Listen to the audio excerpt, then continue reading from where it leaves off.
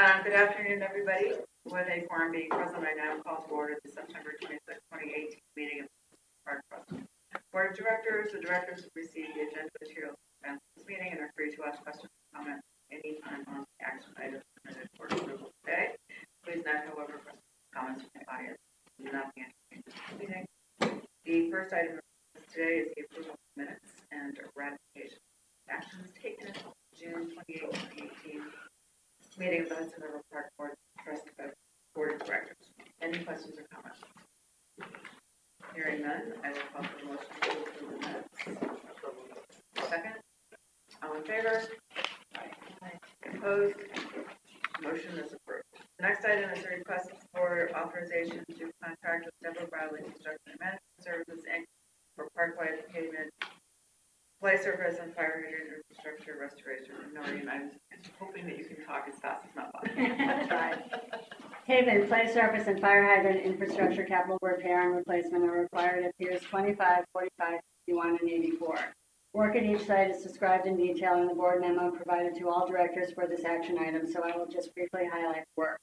The poured-in-place safety surface at the Pier 25 playground requires restoration after approximately 8 years of heavy use and exposure to the elements. After approximately 17 years of life, the pavers at the elevated portion of Pier 45 have settled below the surrounding finished grade, and the sand-based structural soil the trees are growing within has become inert. The poured-in-place safety surface at the Pier 51 playground requires restoration and a cement poured-in-place base to keep the play surface intact when it is exposed to the elements. And finally, the existing fire hydrant needs to be relocated and a new 6-inch water line installed without a heat tracing element at Pier 84. All trust procurement guidelines were followed. A pre-bid meeting was held on June 6, 2018. 2 bids were submitted and publicly opened on July 23, 2018 from the following firms: Deborah Bradley Construction and Management Services, Inc. and Kelco Construction, Inc. A trust selection committee evaluated the bids for responsiveness. The low bid from Deborah Bradley, a WBE, satisfied these evaluated criteria. Thereafter, the trust performed a responsibility determination for Deborah Bradley, and the reference and background checks for Deborah Bradley were uniformly supported. Trust staff determined that Deborah Bradley was the lowest responsive and responsible bid for the proposed work. Funding for this contract is currently available through funds provided by Council Speaker Corey Johnson, Borough President Gail Brewer, Council Member Margaret Chin, and New York State. The trust therefore requests board authorization to contract with Deborah Bradley Construction and Management Services, Inc. for the parkwide pavement, play surface, and fire hydrant infrastructure restoration work in a base contract amount of $3,961,100 plus a 10% contingency for a total board authorization amount of up to $4,357,210 for a contract term through September 28, 2019. Thank you. Questions or comments? Do I have a motion to approve Deborah Bradley Construction Management Services contract? So, second? Second. All in favor? Aye. Aye. Opposed? Motion carried. Thank you. The next item before the board is a request for authorization to contract building parkway construction management services. Related to the prior board agenda item, the trust requires the services of a construction management firm to provide comprehensive phase construction management services related to the Deborah Bradley construction work at the 4 piers. All trust procurement guidelines were followed. On September 7, 2018, 3 firms submitted proposals, including Armand Corporation, Gilbane Building Company, and Hudson Meridian Construction Group. A selection committee comprised of the trust design and construction staff reviewed the submissions and evaluated each firm for responsiveness. Following the evaluation of the technical proposals and review of price proposals, the evaluation committee determined that Gilbane was the most qualified firm to perform the services. Gilbane has extensive experience managing similar work and is well versed in the park site and operational issues and constraints, as well as its procedures and protocols. Trust staff met with Gilbane on September 14, 2018 to discuss the proposed services and to negotiate a lower price for the services from that originally proposed. Gilbane responded by submitting a lower revised fee proposal of $322,164. Trust staff determined that Gilbane, as the most qualified firm, has offered a fee and cost proposal that is fair and reasonable and thus presents the best value to the trust. Gilbane has committed to meet the trust's 30% combined MWBE and 6% service disabled veterans participation goals for this contract. Funding for this contract is currently available from the New York State and New York City. The trust requests board authorization to enter into a contract with Gilbane Building Company for parkway construction management services for an 11-month term in the amount of $322,164 plus a 15% contingency for a total board authorization amount of up to $370,480.60. Thank you. Questions or comments? Do I have a motion to approve the Gilbane contract? So moved. Second? All in favor? Aye. Opposed? Thank you. Motion carries. The next item before the board is a request for authorization to enter contract with Urban Design C for landscape services for 97. With recent funding provided by New York State, the Trust is now taking steps to move forward with the completion of the northernmost section of Hudson River Park, including Pier 97, its associated upland area, and connection to Riverside South. The Pier 97 pier structure was fully reconstructed in 2013 using settlement funds from the New York City Department of Sanitation, following successful litigation by Friends of Hudson River Park. The Trust now needs a multidisciplinary design and engineering team as the next step in transforming the area for landscaped active and passive recreation. The design scope will include the pier structure itself, the adjacent upland area, a comfort station, and a maintenance and operations facility. Landscape finishes for a new overwater pedestrian platform between Piers 98 and 99, and any necessary restoration of sections of the Esplanade with a connection to Riverside South and any realignment necessary for the New York State DOT-owned bikeway. The Trust followed all procurement guidelines. 19 firms timely submitted proposals in response to the RFP on June 25th.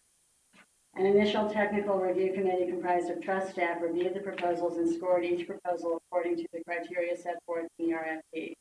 Following this review, 8 firms were recommended for further consideration by a larger evaluation committee comprised of Trust staff, members of the Trust Design Committee, and members of the Hudson River Park Friends Board. The evaluation committee further evaluated these 8 shortlisted firms and selected 5 candidates for interviews. These were James Corner Field Operations, Matthews Nielsen Landscape Architects, Milk Urban Design LLC, Star White House Landscape Architects, and West 8 Urban Design Landscape. Interviews were held on September 11th and September 13th. As a result of that interview process, the evaluation committee ranked Milk Urban Design LLC, DBA Milk, as the highest ranked firm pursuant to the RFP criteria, subject to further due diligence by Trust staff regarding the required responsibility determination and reference checks. Milk has considerable experience designing parks, including St. James Park in San Jose, Soundscape Park in Miami, Toronto Central Waterfront, the Pushinskaya Embankment in Moscow's Gorky Park, Suhewan Riverfront Park in Shanghai, and a public open space at Pier 57 in Hudson River Park. The references and background checks for Milk were uniformly supportive. Milk proposes a price of $2,661,947 for the services specified in the scope of work for this RFP. The evaluation committee of the Trust staff has determined that Milk offered a fee and cost proposal that is fair and reasonable, and thus represents the best value to the Trust. Milk is a New York State certified MWBE firm and has committed to meet the Trust's 30% combined MWBE and 6% SCBOB participation goal for this contract. The contract term would be 39 months. Funding for this contract is through New York State. The Hudson River Park Trust requests authorization by the Board of Directors to enter into a contract with Milk Urban Design LLC for landscape architectural services for Pier 97 for a 39-month term in the amount of $2,661,947 plus a 10% contingency for a total board authorization amount of up to $2,928,141.70. Thank you. Any questions or comments on the contract? What's the construction budget? We have identified, I believe, Kevin, are you there? It's 25 million approximately. The actual construction budget arrived at. Anybody else?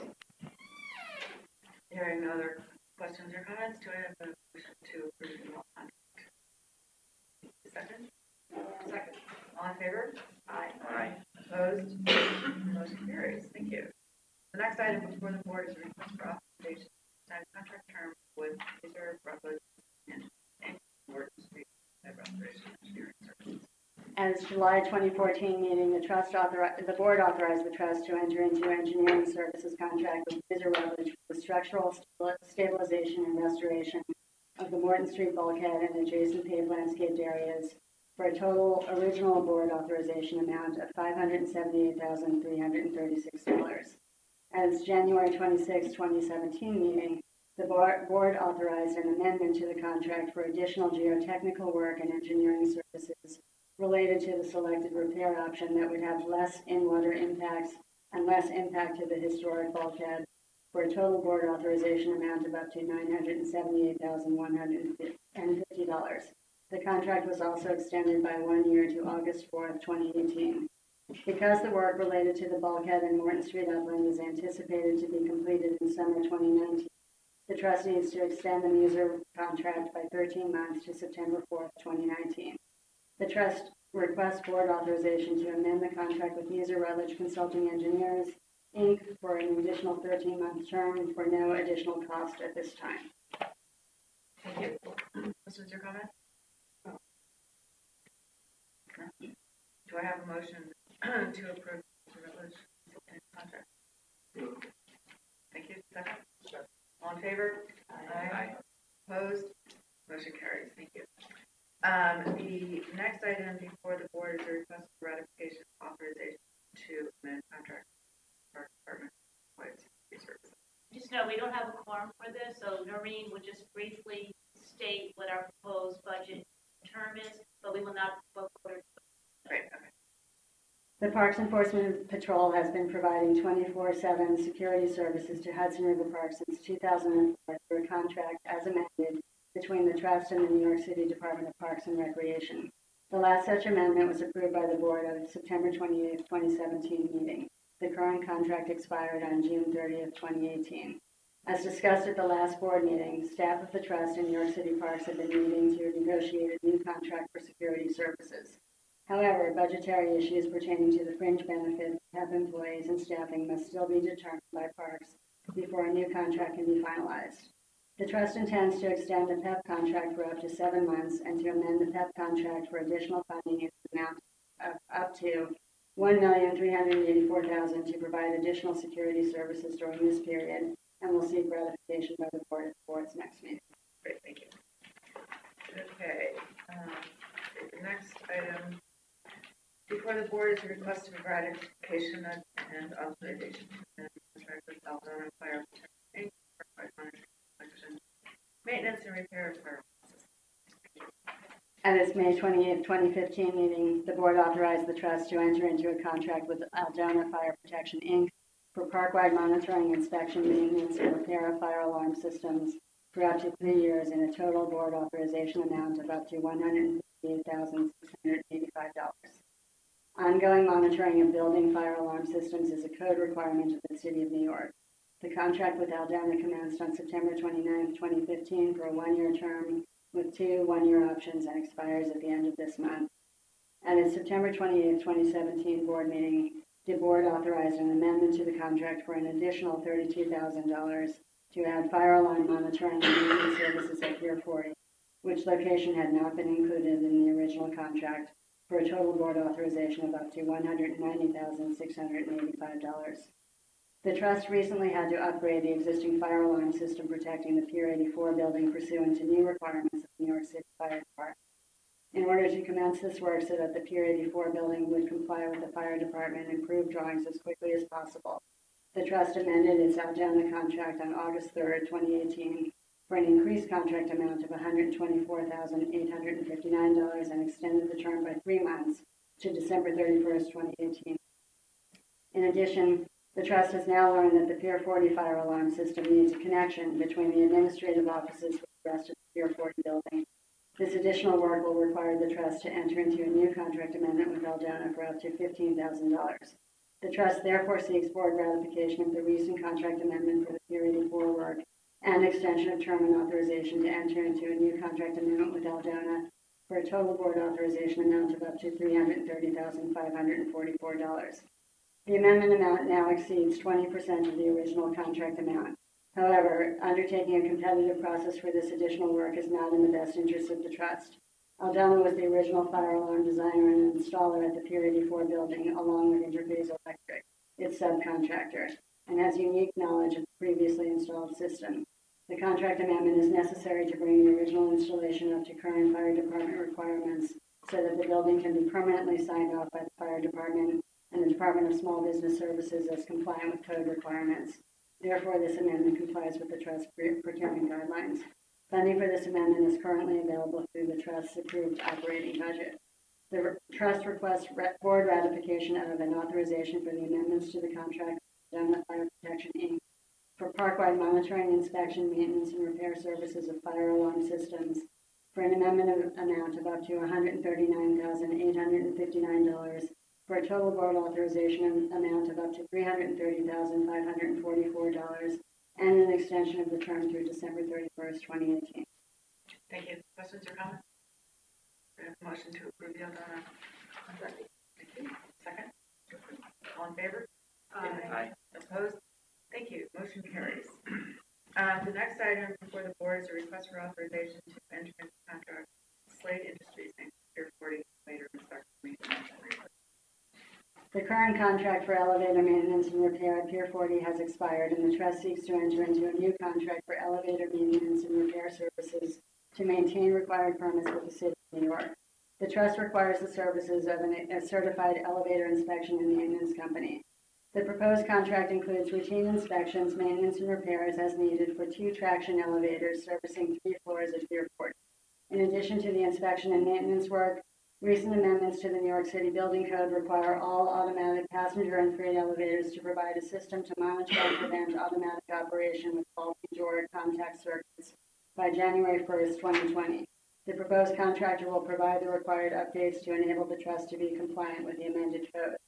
The work for this contract will be based on a bid that includes the fees for monthly inspection and maintenance, the one-time cost of the elevator upgrades for legal compliance, and the labor and material rates for any potential repairs. A contingency has been included to address potential increases in the prices of materials and unanticipated repair work. In accordance with the trust procurement guidelines, the trust sought the use of a centralized contract through the New York State Office of General Services. The trust released its notice of the mini bid, which is required by OGS, on August 20th, 2018. 3 contractors submitted bids by the trust deadline on September 14th, 2018. A committee comprised of trust staff evaluated the bid proposals based on the criteria set forth in the mini bid. Slade Industries, Inc. was determined to be the lowest qualified bidder or the contractor that offered the best value for proposed work. Funding for this contract will be available through the trust's annual operating budget. The trust requests Board of Directors authorization to contract with Slade Industries, Inc. for the Pier 40 elevator inspection, maintenance, and repair services for a 5-year term in the amount of $59,873.13, plus a 15% contingency for a total board authorization amount of up to $68,854.10. Questions or comments?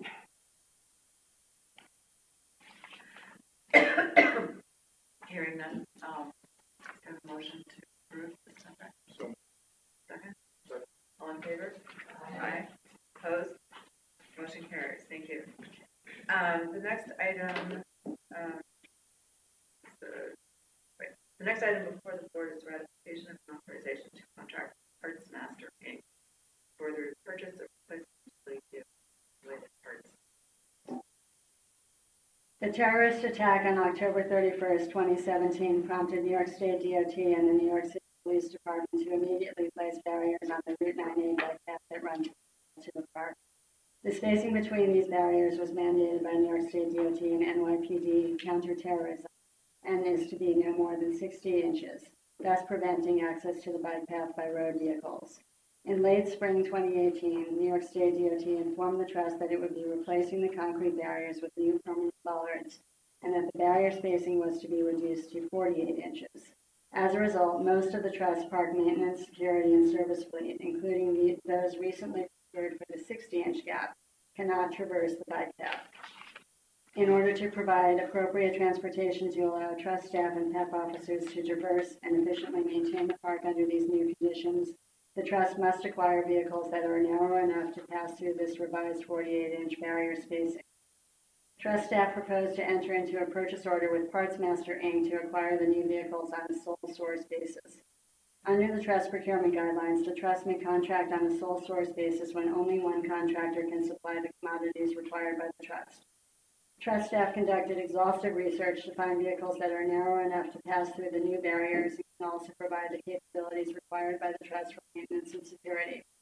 Trust staff reviewed vehicles manufactured by numerous companies, including Toro, Club Car, John Deere, Taylor Dunn, Cushman, Polaris, Mahindra, and Bobcat. Utility vehicles manufactured by Motrec were the only vehicles found that are able to navigate the 48-inch barrier constraints while providing the needed functionality. Motrec identified Parts Master as its authorized U.S. General Services Administration vendor, and as such, the sole source supplier for the Motrec vehicles. The trust finds the cost quoted by Parts Master for the Motrec vehicles to be reasonable. Under the proposed purchase order, Parts Master will provide the trust with 41 vehicles of various models, as well as supply parts, equipment, extended warranty for a total price of $1,079,891.71. Trust staff received positive reviews from other entities using this equipment. The Motrec vehicles will also be environmentally friendly as they are electric powered instead of diesel or gasoline powered. For the reasons cited above, the trust determined that this sole source procurement was permissible under the trust procurement guidelines. Funding for this contract is currently available through the trust's approved operating budget, and funding will be sought from the state of New York.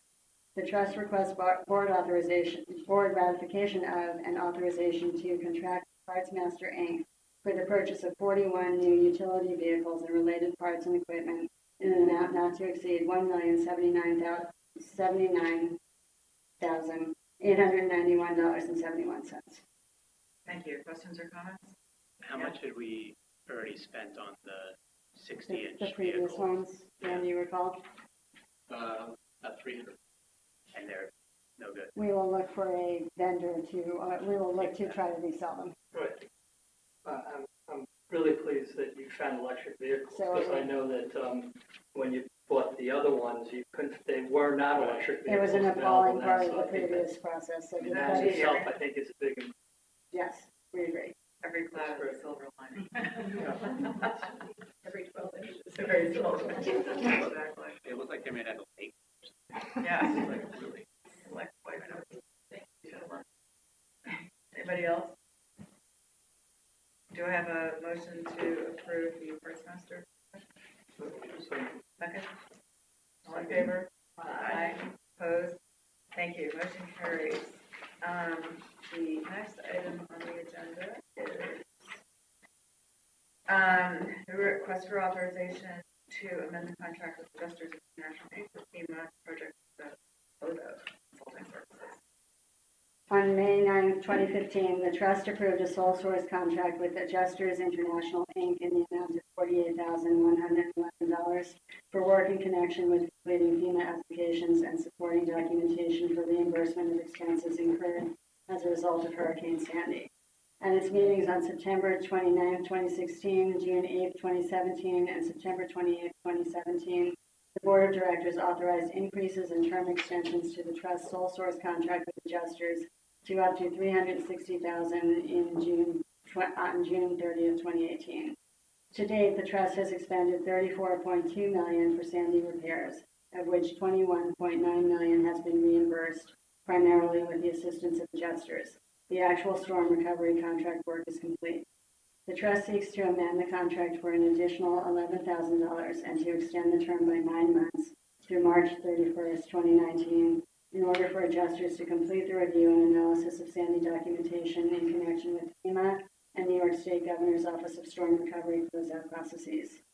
The Trust anticipates that the entire contract amount of $371,000 will be subsequently reimbursable by FEMA and the Governor's Office of Storm Recovery.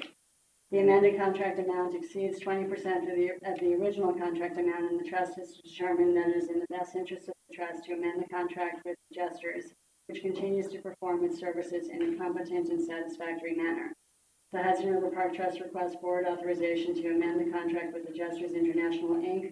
for FEMA project closeout consulting services in an amendment amount of $11,000 for a total board authorization amount of up to $371,000 and an extension of the term through March 31st, 2019. before I ask for questions or comments, I'm going to make a comment because I can't believe it. But anyway, any questions or comments? $11,000, really? Yeah, what's the, is there any recovery for the around $12 million delta here? What's been reimbursed versus past? Yeah, there's a lengthy, you finish the work obviously first, and then there's submittals of various paperwork that go back and forth, and that is all in process, well in process. We've actually just gotten reimbursed about $1.5 million, was it, Dan, in the last month or so? So We finally got our payment receivable, was holding at $14 million for about 2 years. We finally got it down to 11 days. Okay.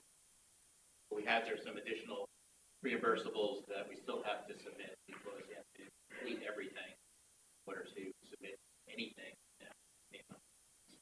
Completing that process. So this consulting firm is both helping us with those final submissions. They're doing follow-up.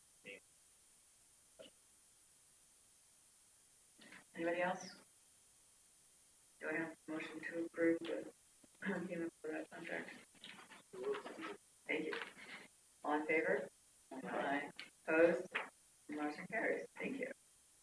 Let's see. The next item on the agenda is a request for adoption of the neg deck for Days End Public Art Installation at Vancouver Peninsula, approval of amendment to general project plan, and authorization to enter into large-scale donation installation maintenance agreement with the Whitney Museum of American Art. the Whitney Museum of American Art has proposed to donate a site-specific permanent public art installation entitled Days End by artist David Hammonds, famed artist with deep roots in New York City, on the south side of the Gansevoort Peninsula at the former site of the Pier 52 shed. Days End derives its inspiration and name from Gordon Matta Clark's 1975 artwork in the same location, which was demolished in 1979. Days End would be an open structure that precisely follows the outline, dimensions, and location of the original pier shed and will allude to the changing history of New York's waterfront. The Trust proposes to enter into a large-scale donation, installation, and maintenance agreement in which the Whitney would be responsible for all costs related to permitting, installation, and maintenance of the sculpture in perpetuity. In support of the project, the Hudson River Park Act was recently amended to authorize the permanent installation of Days End, subject to certain conditions respecting its location, dimensions, funding, and maintenance, all of which have been satisfied. Once constructed, Days End would become a permanent part of the park.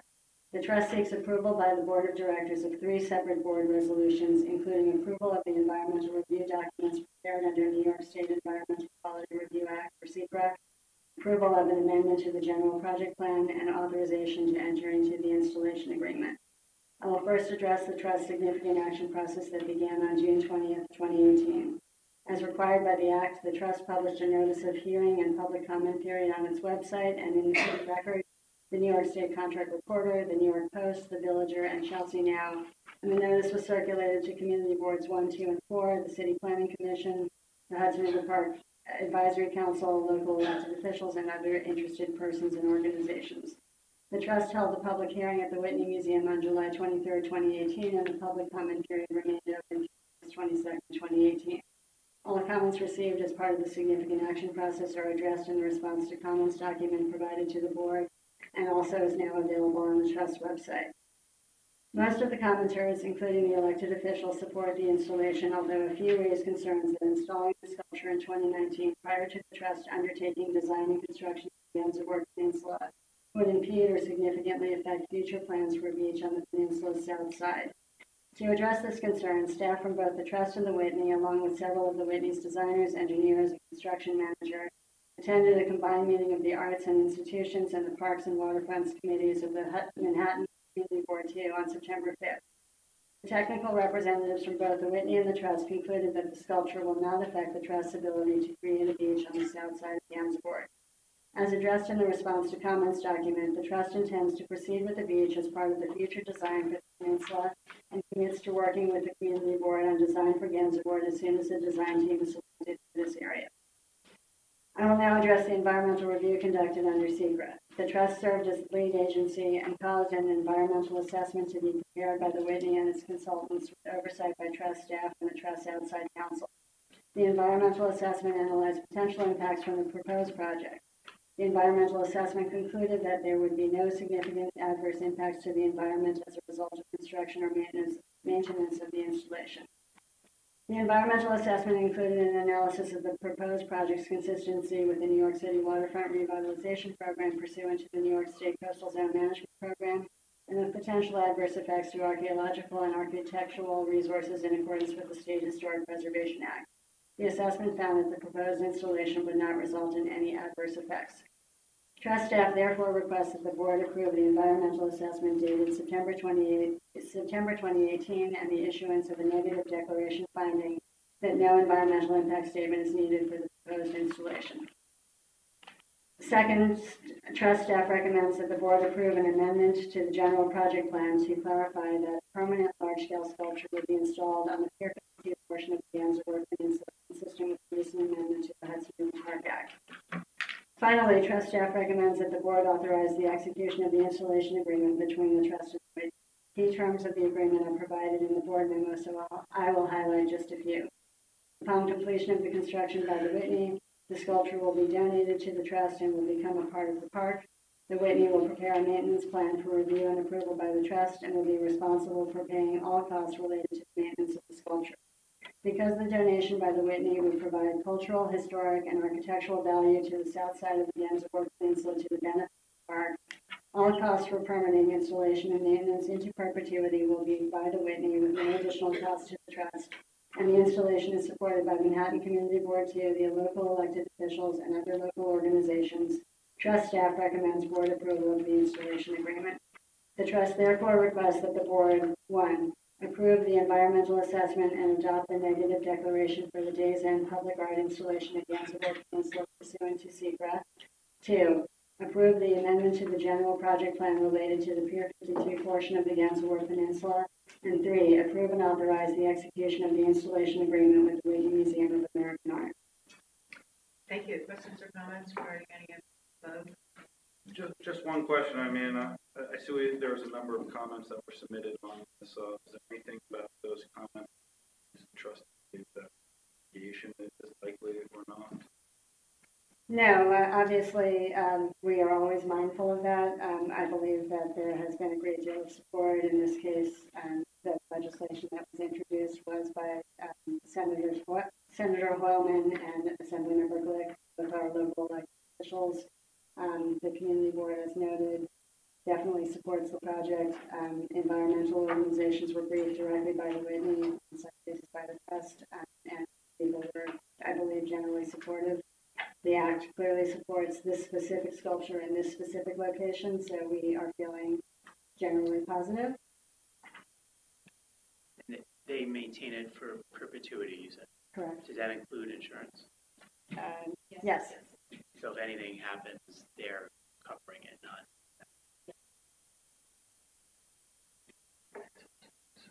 Anybody else? Questions or comments?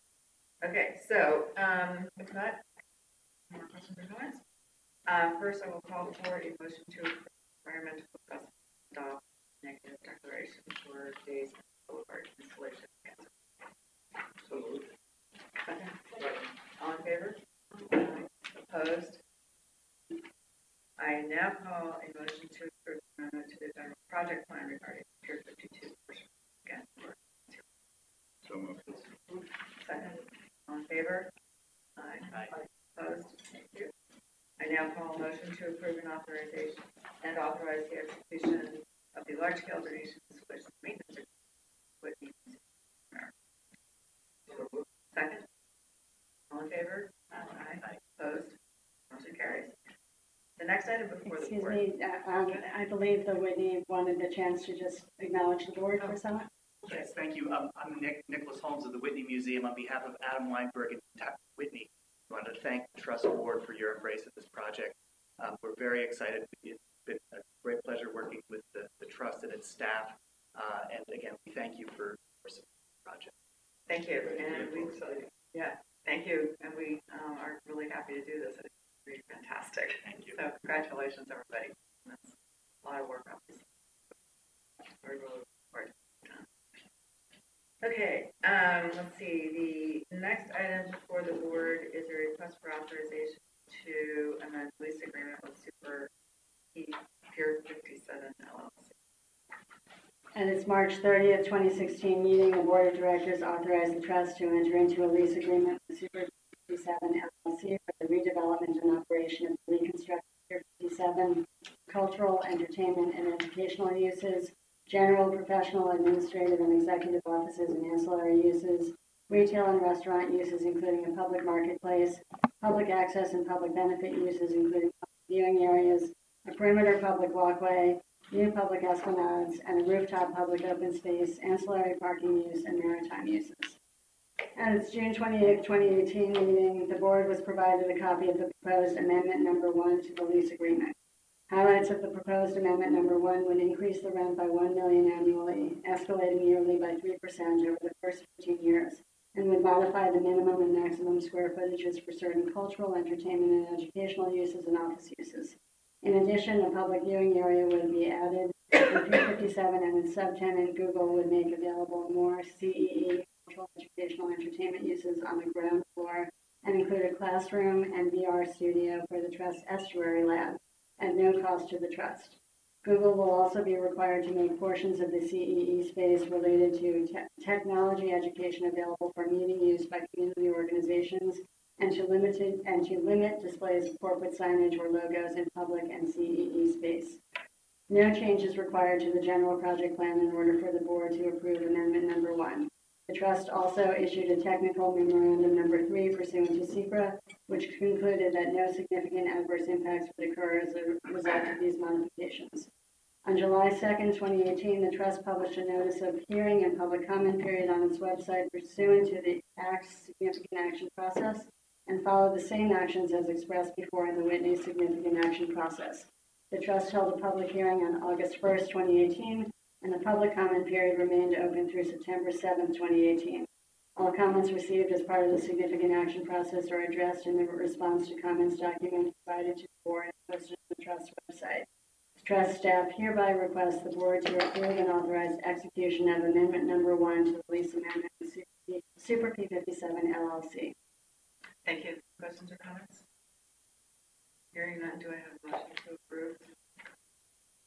Second? All in favor? Aye. Opposed? Thank you. Motion carries. The Just next want to item. again acknowledge that the Super P57 team, Great. some of them are Sorry. here, and Thank you. I don't think they need just. Okay, the next item before the board is a request for authorization to contract with New York State Industries for the Disabled Inc. Parkway and Interior Cleaning Services.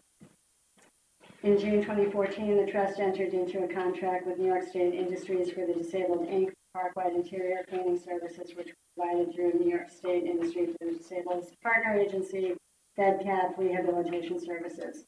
That contract expired in June 2017. After determining that FedCap's performance was satisfactory, the trust entered into a new one-year contract with NYSID beginning on October 1st, 2017 through September 30th, 2018. The trust now seeks to enter into a new contract with NYSID for a one-year term beginning on October 1st, 2018 through September 30th, 2019, with 2 one-year options to be exercised at the discretion of trust staff based on NYSID's performance. NYSID is a New York State preferred source contractor that has provided good service to the trust since 2014. It has offered a cost proposal of $506,050.74 for the contract term of October 1st, 2018 through September 30th, 2019, based upon current prevailing wage rates.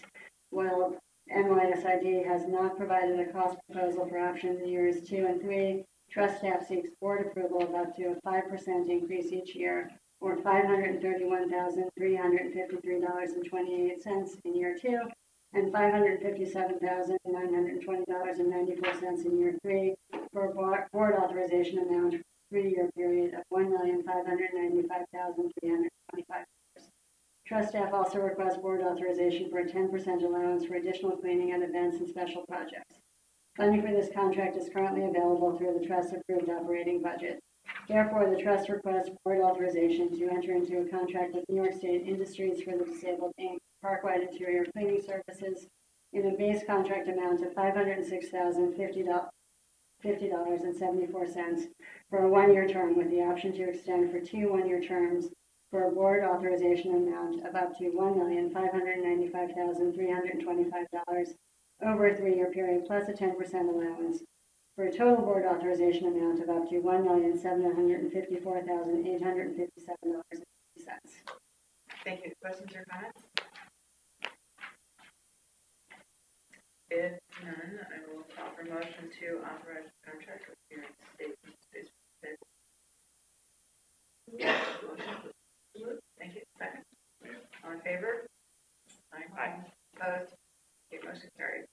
The next item before the board is authorization to amend 2018 investment guidelines. At its May 31st, 2018 meeting, the board approved the Trust's 2018 investment guidelines. At that time, Trust staff had informed the board that it was in the process of finalizing an investment advisory agreement and an agreement with a custodian bank. In order to enter into an agreement with a custodian bank that allows the Trust to generate more income on Trust investments, Trust staff recommends amending the investment guidelines so that securities to be held by the custodian can include a certain class of money market mutual funds, as authorized by the New York State Finance Law, Section 98. The proposed amendment language has been provided to the directors. The Trust seeks board approval of an amendment to the 2018 investment guidelines to authorize the Trust to invest in certain mutual funds consistent with New York State Finance Law. Thank you. Questions or comments? I have a motion to approve the 2018 investment guidelines. Second. All in favor? Opposed? Okay, motion carries. The last item before the board is the appointment of Douglas Thurston. The board's design committee was created to advise on and oversee the design for Hudson River Park. Over the next several years, the park will continue to be developed consistent with the goals of the Hudson River Park Act and the general project plan. And the design committee will continue to play a critical role in overseeing future development of park areas, including Pier 97 and the Gansevoort Peninsula, which will commence their design processes in the very near future. Trust staff now recommends that the board ratify the appointment of Director Durst to serve as a member of the design committee. I'd like also to mention that Director Durst was an active participant in the Pier 97 Landscape Architecture Evaluation Committee, and his input was very valuable for this process. Questions or comments? We have a motion to approve the design. Second. All in favor? Aye. Opposed? Thank you. Motion carries. Well done. So you're going to give the president's report? Thanks, Brian. We have just completed our Summer of Fun 2018 in the park that began in June with a 20 years of Pier's anniversary celebration at Pier 45, showcasing our lineup of free events staged throughout the summer season. Programs continued every week through mid-September. Highlights included an expanded Healthy on the Hudson exercise series featuring workouts with Lululemon, yoga, tai chi, and outrigger paddling sessions. River Kids family performances, Friday night sunset on the Hudson, and Thursday night jazz at Pier 84 music and blues barbecue. These events continue to bring in strong attendance numbers and are obviously as popular as I hope it looks like they are. Our estuary lab team had another successful summer season of hands-on education and interactive scientific research. Some public programs like Celebrate Oysters and Community Eco Paddle engage community members with citizen science activities to support park staff in monitoring and maintaining the park's 400-acre estuarine sanctuary. Attendance at our old favorites like Big City Fishing was greater than ever, and newly launched public programs like Science Saturdays, where families enjoyed larger-than-life experiments and nature-inspired crafts, were also a hit. And this past Saturday was our culminating environmental education event, the 5th annual Submerge Marine Science Festival, which was a huge success. We had 8,500 participants this year. This year, the festival was held at Pier 84, and we had more wildlife than ever, including the largest oyster found in the harbor in the last 100 years, which was discovered under Pier 40 by our contractors doing the pile repair work, and many other favorites like tortoises, falcons, and owls. Trust staff has finalized an agreement with City Bike for bike maintenance facilities in Pier 40 with ancillary offices. The concession is for 5 years with 2 two-year renewal options, and the first year rent is $486,216 $486,216. They have taken the space previously inhabited by the State Department of Transportation's 9A group. Trust staff is in the process of preparing a concession agreement with Citigroup for Citigroup's proposed construction and installation of a water taxi landing at the south side of Pier 25 to transport its employees in a 49-passenger vessel between its Jersey City and Manhattan offices during daytime hours between 9 a.m. and 4 p.m. Citigroup would install the necessary floating dock and associated anchor piles, ramps, and gangway for water taxi landing and pay for all associated costs, which will then become the property of the park. Citigroup's use of the landing is non-exclusive, and the trust may at some point allow other vessels to dock there. A water taxi landing at Pier 25 was permitted by both the New York State Department of Environmental Conservation and Army Corps of Engineers when the park received its original permits in 1999 and 2000 in this location, and the water taxi landing has recently received construction authorization from both of these agencies. The water taxi service will eliminate the use of shuttle buses that currently serve Citigroup's employees. Citigroup currently runs over 15,000 bus trips per year. As background, the trust had issued a request for proposals on December 1st, 2017 for a concessionaire to manage Pier 25, including the water taxi landing. On January 3rd, 2018, Citigroup submitted, pursuant to the RFP, the only letter of interest with regard to the installation and operation of a non-commuter water taxi landing at Pier 25 as a sub-concessionaire. Although the RFP failed in accordance with the trust guidelines for revenue-generating contracts, the trust determined that it was in the best interest to negotiate directly with Citigroup with respect to the installation and operation of a non-commuter water taxi landing at Pier 25. As part of the negotiation, the trust requested that the marine vessel to be used under the agreement must meet best available technology for both minimizing air emissions and noise. Based on information provided by Citigroup, its proposed operator, Water Taxi, and the trust environmental consultant at ATRF, a new engine that meets EPA Tier 3 standards is the best available technology. Citigroup has provided information about the new engine to be installed on its vessel, and the emissions will be less emissions than EPA Tier 3 standards. The trust is also requiring, as part of the concession agreement, that Citigroup upgrade the engine if best available technology improves in the future, and to also ensure that the engine is routinely scheduled for maintenance. Trust staff and Citigroup attended the Community Board 1 Waterfront Parks and Resiliency Committee meeting on September 17, 2018, to provide information and has incorporated input from Community Board 1 into the agreement. The water taxi shuttle service is expected to commence the first quarter of 2019. On August 17, 2018, the trust issued a request for proposals for an owner's representative services for capital projects and strategic planning. The selected consultant will assist PMDC staff on managing and assisting in all aspects of planning, design, procurement, and construction for several projects in the park. On September 21st, 2018, the trust received 9 proposals, and the trust staff is currently evaluating these proposals. The trust intends to award the contract to the most qualified respondent as determined by the criteria set forth in the RFP. Upon selection, the trust will enter into a limited contract with the consultant and issue a notice to proceed for up to $100,000. The trust will present the selected consultant and fee schedule to the board at its November meeting for ratification of the consultant selection and approval of the final contract. As I have mentioned, or as Madeline has mentioned to the directors before, the trust was optimistic last winter that legislation allowing a longer lease term and permitting office use at Pier 40 would be introduced in 2018. Unfortunately, this has not yet occurred, but we're still hopeful that legislation will be proposed and enacted in 2019. While efforts to pursue legislation continue, staff has adhered to the direction provided by the board several years ago and has made only necessary and emergency repairs to Pier 40, deferring other repairs that will eventually need to be done if the pier structure is not redeveloped.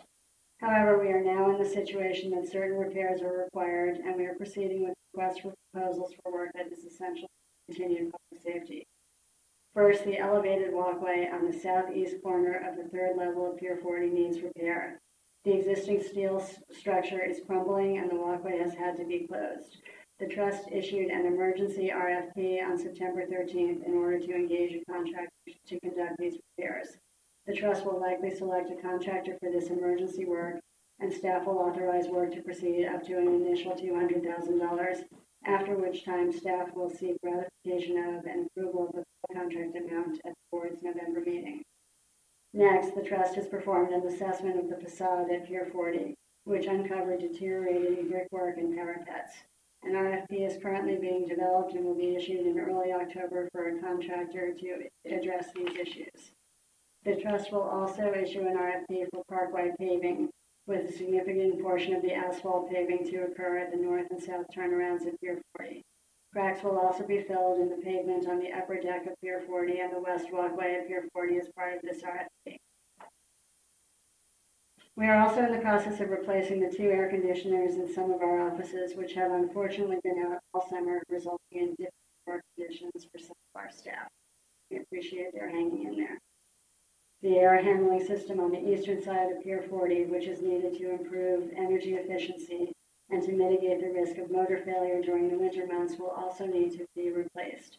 Collectively, we expect this work to cost around $2 million, and we will use some of the funds that New York City has provided specifically for repairs to Pier 40. The most expensive repair that we have been putting off for years is a new roof for the south shed and head house portions of Pier 40. As many of you will recall, 4 years ago you asked us to only replace half the roof in hopes that a long-term solution to Pier 40 would be identified before we had to spend further funds on the balance of the pier roof. In the meantime, we have shut portions of the south shed. The trust continues to monitor the south shed and head house areas for safety, but at some point, if we're unable to get a change in legislation, the board will have to determine if we should spend approximately $25 million more on replacing the balance of the roof and adding more parking to Pier 40 once such repairs are done. Over the coming months, we'll be doing an updated cost-benefit analysis, which we will share with you. Staff continues to believe that replacing the roof is not the best use of our capital dollars, particularly because it is likely that at least some of the funds would have to come from capital dollars earmarked for finishing the park. While we are slightly under budget for the first 2 phases of Pier 40 pile repairs, we will not know for a couple more years whether there will be leftover funds from repairing the piles that can be reapplied to other projects and repairs at Pier 40. This is a difficult position to be in, but Pier 40 is not generating the revenue needed to help maintain the park in the manner that was intended. Thank you. Do my best to answer questions if there are any. Oh, I'm sorry, one other thing. We have at least one new staff member here, Claudia McDade. Claudia is our new Director of Human Resources. We are very fortunate she comes here knowing all about the state. She's from Roosevelt Island Operating Corporation. Welcome, Claudia. I just mentioned also in your board packet, you do have the park-wide public safety statistics, and you also have 5-month financials. Thank you. Great. Okay, so we have a report from.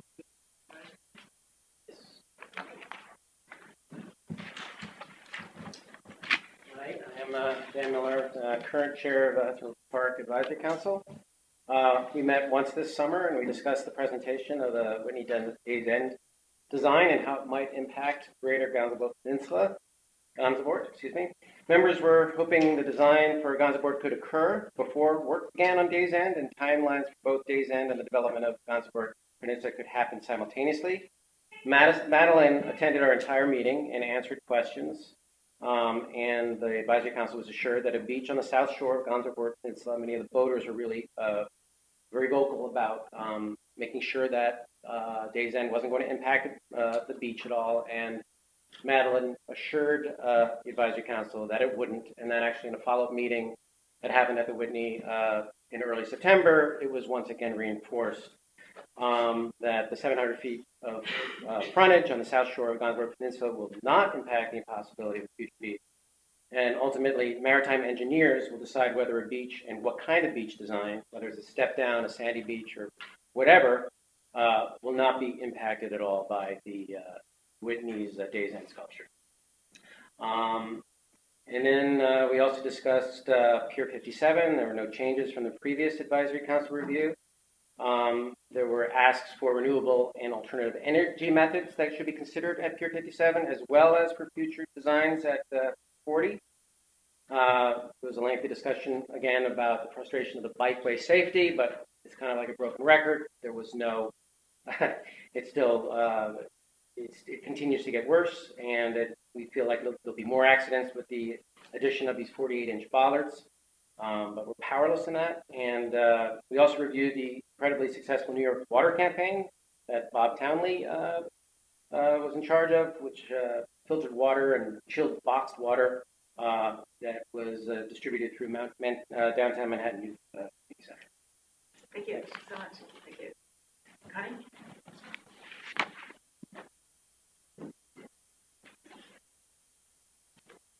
Good afternoon. Very quickly, the Friends is still gala fundraising. As of today, we're at just shy of $2.5 million. We have about 85 more tickets and/or 10 more tables, depending on how sales go until October 11th. And we know we'll see a lot of you there. And for those of you who are participating, thank you. Mike Novogratz, our chair, recently sent a letter to the governor about moving forward with the Pier 40 redevelopment process, the need for legislation to ensure a successful RFP future. We haven't yet heard a response back from the governor. We're trying to arrange either a meeting or a phone call with a delegation of Friends board members and one of the governor's staff to discuss this, as things have been lagging, and it was a long process to discuss Pier 40 with the community last year that resulted in no action at the end. We're winding down our volunteer season. We have about a dozen or so events left in October and November, mostly out in gardens doing things like bulb planting, both corporate and with our neighborhood volunteers. We should reach about 60 volunteer events this year with approximately 2,000 volunteers. Our new friendship banners, if you're out in the park, have finally started being put various places. I think there are about 20. They have all been branding logos, and hopefully will encourage people to join the membership program. And finally, I wanted to introduce Cheryl Herman, who's here in the front row. She's our new Senior Director for Integrated Media. She's going to be working with both Friends and Trust's marketing and communication staffs to increase our media presence, to boost our social media numbers, and in general to oversee both the new branding, marketing, and communications materials. She comes from publishing and media and has been working with us for the past few months and already seeing great results. So thank you, and see you on October 11th. Great. Thank you so much. Thank you. All right. Any further business? There being no further approval items to consider today, at this point I will entertain a motion to go to executive session for a discussion of real estate transaction as permitted by the Open Meetings Law. I would like to stress the note for those who take the session. May I have a motion? All in favor? Aye. Motion carries. Very much. Thank you, everybody.